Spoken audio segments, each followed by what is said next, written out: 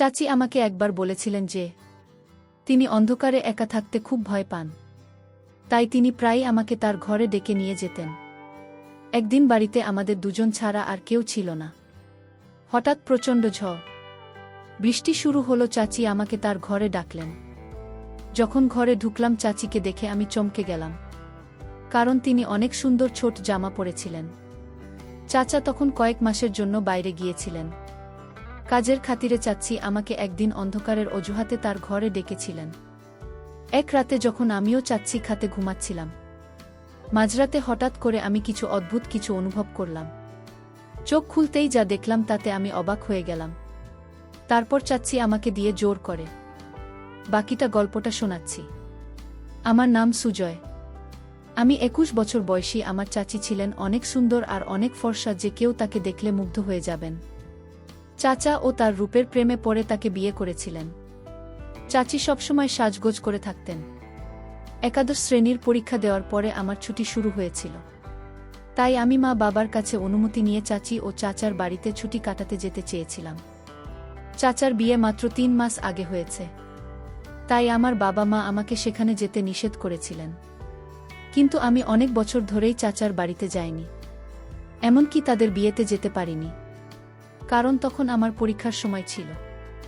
চাচার সঙ্গে দেখা করার জন্য আমি খুব আগ্রহী ছিলাম এবং নতুন চাচিকে দেখতে চাইছিলাম। বাবার কথা ছিল যে আমরা পরে কখনো দেখা করতে পারব, কিন্তু আমি তখনই যেতে চাইছিলাম।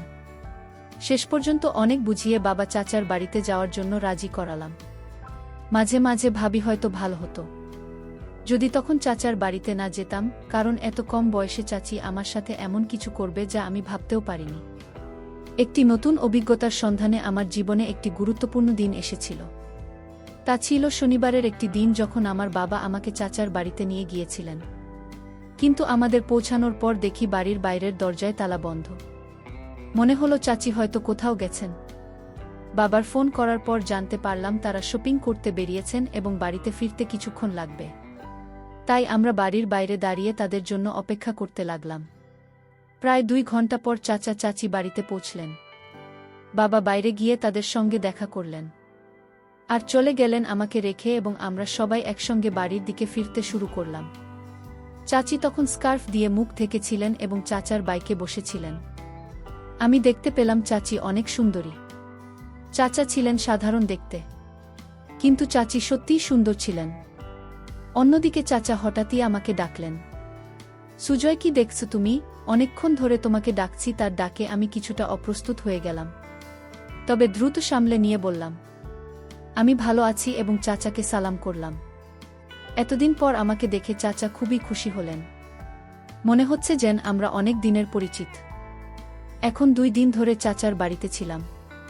চাচি আমার প্রতি পুরোপুরি যত্নশীল ছিলেন এবং আমার জন্য সবকিছু ঠিক রাখছিলেন। চাচা ও চাচিকে দেখে মনে হচ্ছিল আমি নিশ্চয়ই আমার ছুটির পুরো সময় এখানেই কাটাব। তবে আমি জানতাম না যে আমার এই সিদ্ধান্ত পরবর্তী সময়ে এমন একটি মোড় নিতে পারে যা আমার জীবনকে পুরোপুরি পরিবর্তন করে দেবে। আমি আশা থেকেই লক্ষ্য করছিলাম চাচি আমার সামনে অন্য রকমভাবে চলাফেরা করত। আমার কাছে বিষয়টা অবাক করার মতো ছিল। আমি মাঝে মাঝে তার দিকে চেয়ে থাকতাম। আমি মনে মনে ভাবতাম এসব চাচির কাছে সামান্য, কারণ তিনি শহরে থাকেন আর শহরের সবাই এই রকম ভাবে চলাফেরা করে আমার কাছে অন্যরকম লাগত। কারণ আমি গ্রাম থেকে এসেছি, সেখানে কেউ এভাবে চলাফেরা করত না। আমি আসার পর থেকেই চাচ্ছি আমার অনেক কাছাকাছি থাকতে শুরু করেছিল। তার এমন ব্যবহারে আমি মাঝে মাঝে ভাবতাম আমরা অনেক আগে থেকেই পরিচিত। তৃতীয় দিন সকালে আমি যখন ঘুম থেকে উঠলাম, তখন বেলা 4টা। ঘর থেকে বেরিয়ে দেখি চাচা ব্যাগ গোছাচ্ছেন। তাকে ব্যাগ করতে দেখে আমি জিজ্ঞাসা করলাম, চাচা, আপনি এত সকালে কোথায় যাচ্ছেন? চাচা বললেন যে তাকে একটি জরুরি কাজে 2 মাসের জন্য বিদেশে যেতে হচ্ছে। আমি হতাশ হয়ে বললাম, কি বলছেন চাচা? আমি তো এখানে মাত্র 2 দিন হলো এসেছি, এবং আপনি এত তাড়াতাড়ি চলে যাচ্ছেন। আমি আপনাকে যেতে দেব না। চাচা আমাকে বোঝাতে লাগলেন, এটা আমার জন্য একটি গুরুত্বপূর্ণ সুযোগ। যদি আমি হারিয়ে ফেলি তাহলে আমি নিজেকে মূর্খ মনে করব। এই প্রজেক্টে কাজের অভিজ্ঞতা আমাকে ভবিষ্যতে একটি ভালো পদে এনে দিতে পারে। চাচার কথার গুরুত্ব বুঝতে পেরে আমি আর কিছু বললাম না। বললাম ঠিক আছে। আজ সন্ধ্যায় আমি বাবাকে জানিয়ে দিচ্ছি এবং আমি নিজের বাড়ি চলে যাব। বাবা এসে আমাকে নিয়ে যাবে। কারণ আপনি না থাকলে আমি এখান থেকে কি করব?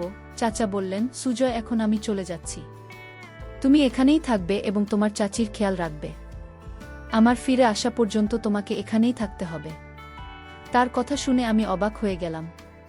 চাচা না থাকলে আমি আর চাচি বাড়িতে একা কিভাবে থাকব? চাচা আরও বললেন, মনে রেখো তোমার চাচি অন্ধকার থেকে ভয় পায়। তাই তাকে যে কোনোভাবে সাহায্য করতে দ্বিধা করবে না। আমি তখন কিছুটা অস্থির হয়ে পড়েছিলাম এবং চাচি মানে অন্ধকারে ভয়। এটা আমার কল্পনাতেও ছিল না। চাচি সম্পর্কেই নতুন তথ্য আমাকে কিছুটা হতাশ করেছিল। প্রথমে তো আমি রাজি হতে চাইছিলাম না, কিন্তু চাচার জোর করার জন্য তার কথা আমাকে শুনতেই হলো। তারপর আমি চাচির দিকে তাকালাম। আমার কথা শোনার পর চাচি আমার দিকে তাকিয়ে অদ্ভুতভাবে হাসছিলেন। মনে হলো আমার এখানে থাকার কথা শুনে তিনি অনেক খুশি হয়েছিলেন। আমি চাচাকে সাহায্য করতে লাগলাম, তার কাপড় গুছিয়ে রাখতে এবং পরে তাদের বিমানবন্দরে পৌঁছে দিতে। চাচাকে বিদায় জানিয়ে আমি এবং চাচি বাড়িতে ফিরলাম। বাড়িতে তখন শুধু আমি এবং চাচি। আমি চাচার সঙ্গে শহরে ঘুরে বেড়ানোর পরিকল্পনা করেছিলাম, কিন্তু চাচার বেরিয়ে যাওয়ায় সবটা ভেস্তে গেল। তবে এটি ভাবার চেয়ে বেশি গুরুত্বপূর্ণ হলো চাচি চলে যাওয়ার পর রাতে নিজের ঘরে বসে মোবাইলে নাটক দেখেছিলাম। কিছুক্ষণ পর নাটক দেখে বিরক্ত লাগে। ভাবলাম টিভি দেখা যাক, তাই বসার ঘরে গিয়ে টিভি চালিয়ে বসলাম। একটু পর চাচি এসে হেসে বললেন, কি রে সুজয়, চা চলে যাওয়ার পর কি তোমার এই বাড়িতে মন বসছে না? চাচি আমার পাশে এসে বসে গল্প করতে থাকলেন। তার কথাগুলো শুনতেও আমার অনেক ভালো লাগছিল। আমি ভাবিনি যে চাচি আমার সাথে এত ফ্রি হয়ে কথা বলবেন। একদিন চাচি আমাকে বললেন, চলো বাইরে একটু ঘুরে আসি। চাচি স্কুটি নিয়ে বের হলেন আর চাচি স্কুটি চালাচ্ছেন আর আমি পিছনে বসেছিলাম। এতে চাচি খানিকটা অস্বস্তিতে পড়েন। আমি ঠিক বুঝতে পারছিলাম না এটার মানে কি হতে পারে। বাড়িতে ঢুকে দরজা বন্ধ করার পর হঠাৎ ঘরের সব আলো নিভে গেল, চারপাশে অন্ধকারে ঢেকে গেল। মুহূর্তে আমি তখন চাচির পিছনে দাঁড়িয়েছিলাম। ভয়ে চাচি আমাকে শক্ত করে ধরে ফেললেন। তার এই আচরণে আমি কিছুটা বিস্মিত হয়ে গেলাম। বড় হওয়ার পর এমন অভিজ্ঞতা আগে কখনো হয়নি। বুঝতে না পেরে আমি স্থির হয়ে দাঁড়িয়ে রইলাম এবং তারপর হঠাৎ করে আলো আবার চলে এল। আলো আসতেই তিনি সোজা হয়ে আমাকে ছেড়ে দিয়ে বললেন, মাফ করে দাও। অন্ধকারে আমি ভয় পেয়েছিলাম এবং মৃদু হাসি দিয়ে তার ঘরে চলে গেলেন। আমি হতভম্ব হয়ে গিয়েছিলাম এবং ভাবছিলাম যেখানে ঠিক হচ্ছে না। কিছু সময় পরে চাচার বলা কথা মনে পড়ল।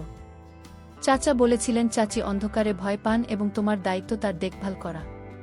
তখন বুঝলাম চাচি আমাকে অন্ধকারের অজুহাত দেখিয়ে জড়িয়ে ধরেছিলেন। রাতের বেলা আমি ঘরে গিয়ে শুয়ে পড়লাম, কিন্তু চাচির কথা বারবার আমার মনে চলে আসছিল। তিনি ছিলেন বেশ আধুনিক আর আমি তো এক গ্রামের ছেলে, তাই তার আচরণগুলো আমার জন্য খুবই অন্যরকম লাগছিল। হয়তো তার কাছে সামান্য ছিল। পরের দিন সকালে উঠে দেখি চাচি রান্নাঘরে চা তৈরি করছেন। তার দিকে তাকাতে কিছুটা অস্বস্তি হচ্ছিল, কারণ তিনি এখনও রাতে রান্না করছিলেন এবং তিনি মনে হয় আমাকে তা ছিল করেছিলেন। যখন আমি জল পান করতে কিচেনে গেলাম, তখন চাচি আবার আমাকে বললেন। আমি কিছুটা অবাক হয়ে গেলাম, কারণ আগের দিনের ঘটনা এখনও আমার মাথা থেকে বের হয়নি।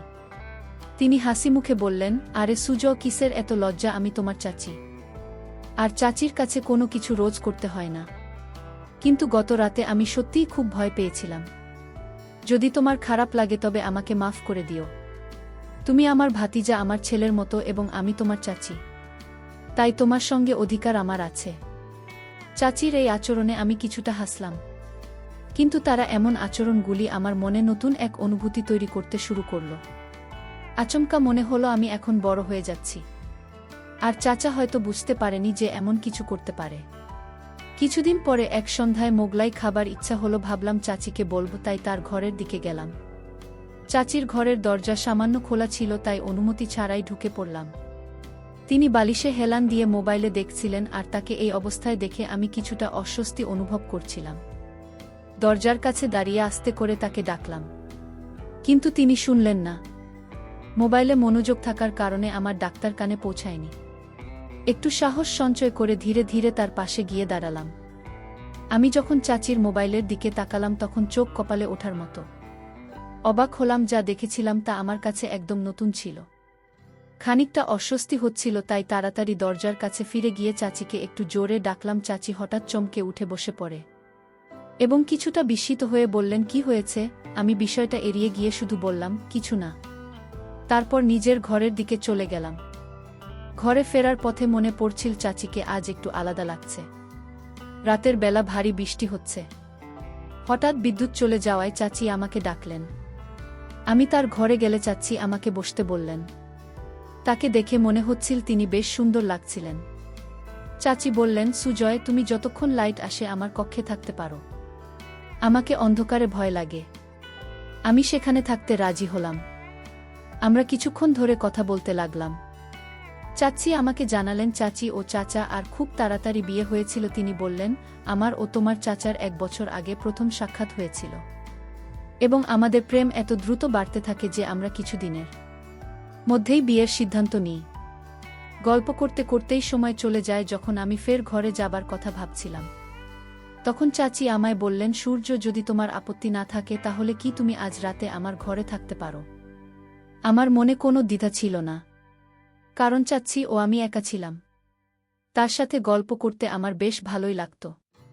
তাই আমি রাজি হয়ে গেলাম। আর চাচাও আমাকে আগেই বলে রেখেছিলেন যে চাচির খেয়াল রাখতে। সারা রাত বৃষ্টির আওয়াজ চলছিল এবং আমি ঘুম থেকে উঠে দেখলাম চাচি অত্যন্ত আনন্দিত, যা আগে কখনো আমি তার মুখ দেখিনি। ব্রেকফাস্টের সময় তিনি আমাকে বলেছিলেন, এখন বৃষ্টির দিন, তাই তুমি আমার ঘরে থাকতে পারো। চাচি আমাকে বলেছিলেন, যদি তোমার কোনো সাহায্য প্রয়োজন হয় তাহলে বিনা দ্বিধায় জানাতে পারো। রাতে আমরা গল্প করছিলাম, কিন্তু হঠাৎ করে আমার শরীরটা একটু খারাপ লাগতে শুরু করল। চাচির কথাগুলো কিছুটা অস্বস্তিকর লাগছিল, যদিও ঠিক বুঝে উঠতে পারছিলাম না কেন শরীর খারাপ লাগলেও কোনোভাবেই তার ঘরে বসে রইলাম। এখানে আসার পর থেকে চাচি আমাকে রোজ রাতে 1 গ্লাস করে দুধ পান করতে দিতেন। আজও তিনি দুধের গ্লাস নিয়ে আসলেন। আমি খেতে খেতে গল্প চালিয়ে যেতে থাকলাম। একসময় অজান্তে ঘুমে ঢুলতে শুরু করলাম, আর কিছুক্ষণ পর ঘুমিয়ে পড়লাম। চাচিকে জান রাতে আর সৌন্দর্য লাগছিল, তবে মনেও নানা রকম চিন্তাবিদ করছিল। তার পরের দিনের কথা মনে একটা অদ্ভুত হচ্ছিল, যখন দেখলাম চাচি বাইরে গেছেন আর তার ফোনে বারবার কল আসছে। হঠাৎ পেটে আবার ব্যথা শুরু হলো। আমি তখন বাবাকে ফোন করে জানালাম যে বাড়ি ফিরতে চাই।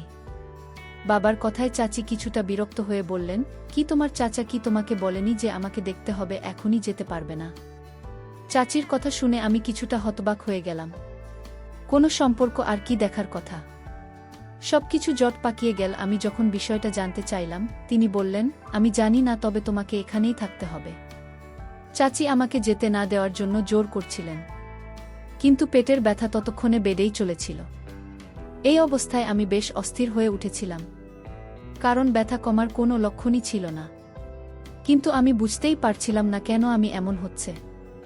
এমন অভিজ্ঞতা আমার জন্য নতুন ছিল। চাচা বাইরে গেছেন প্রায় 1 সপ্তাহ। সন্ধ্যা 7টায় বাড়ির বেল বেজে উঠবেন, ফলে চাচি দরজা খুলতে গেলে দরজা খুলতেই পুলিশ দাঁড়িয়েছিল। পুলিশকে দেখে চাচি কিছুটা ভয় পেয়ে গেলেন। পুলিশ চাচিকে জিজ্ঞাসা করলেন, আপনার আসল উদ্দেশ্য কি? আমি কিছুই বুঝে উঠতে পারছিলাম না। এদিকে আমার পেছনে বাবা চাচিকে নিয়ে এসে হাজির হলেন, আর চাচার হাতে বেশ কিছু ফাইল ছিল। হঠাৎ আমি বলে উঠলাম, চাচা, আপনি তো কাজের জন্য 2 মাসের জন্য বিদেশে গিয়েছিলেন। এরপর বাবার দিকে ফিরে জিজ্ঞাসা করলাম, সব কিভাবে ঘটছে? বাবা আমাকে জানালেন, যখন তোমাকে এখানে রেখে আসি তখন আমি থানায় গিয়েছিলাম। সেখানে এমন এক মেয়ের সম্পর্কে জানতে পারি, যার খোঁজ আমার সহকর্মীরা করছিল। আমি মেয়েটিকে চিনতে পারিনি, তবে সোশ্যাল মিডিয়ায় চাচার ছবি দেখে বুঝলাম আসলে তোমার চাচার নাম পরিবর্তন করে পরিচয় লুকিয়ে চাচিকে বিয়ে করেছেন। চাচার ফোন কেটে যাওয়ার পরেই বাবার কাছে বিস্ময়কর তথ্য এল, চাচা আর চাচি বেআইনি কাজে জড়িত ছিলেন এবং অন্যদের ফাঁদে ফেলেছিলেন। এভাবে তার টাকা ইনকাম করতেন। আমার সাথে এমনটা ঘটাতে চাইছিল।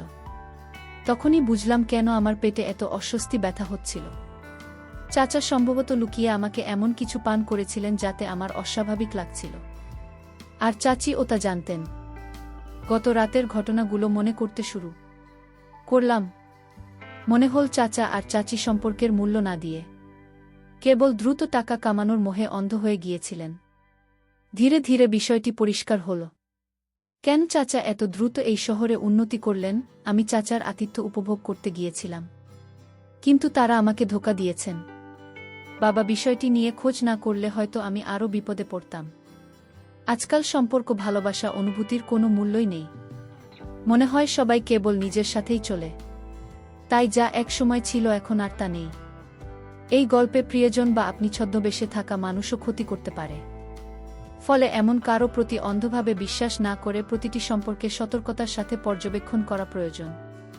বন্ধুরা, আজকের গল্পটি কেমন লাগলো তা অবশ্যই কমেন্ট করে জানাতে ভুলবেন না। আর এরকম নতুন নতুন গল্প পেতে চ্যানেলটিকে সাবস্ক্রাইব করে পাশে থাকবেন। ধন্যবাদ।